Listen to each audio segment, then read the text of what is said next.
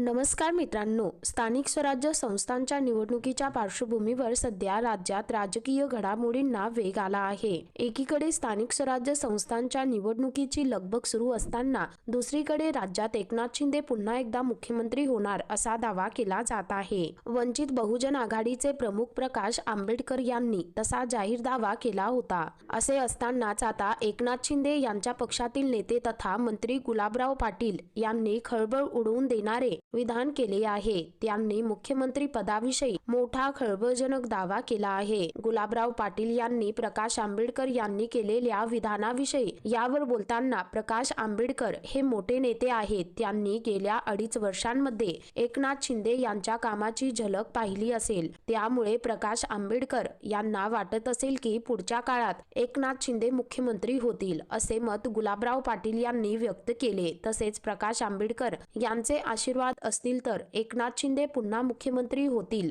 असं मोठं विधान गुलाबराव पाटील यांनी केलं आहे। त्यांच्या या वक्तव्यानंतर राजकीय वर्तुळात एकच खळबळ उडाली आहे। दरम्यान गुलाबराव पाटील यांच्या विधानाचे आता अनेक अर्थ काढले जात आहे। त्यामुळे सध्या तरी राजकीय घडामोडी मोठ्या प्रमाणात घडत आहे। उद्धव ठाकरे गटाचे काही आमदार फुटणार अशा चर्चा देखील राजकीय वर्तुळात सुरू आहे। या सर्व घडामोडी दावे आणि प्रतिदाव्यांचे नेमके काय होणार हे पाहणं महत्त्वाचं ठरणार आहे। गुलाबराव पाटील यांच्या वक्तव्यामुळे राजकीय वर्तुळात एकच खळबळ उडाली आहे। तर मित्रांनो, या संदर्भामध्ये तुमची काय प्रतिक्रिया आहे खाली कमेंट करून नक्की कळवा।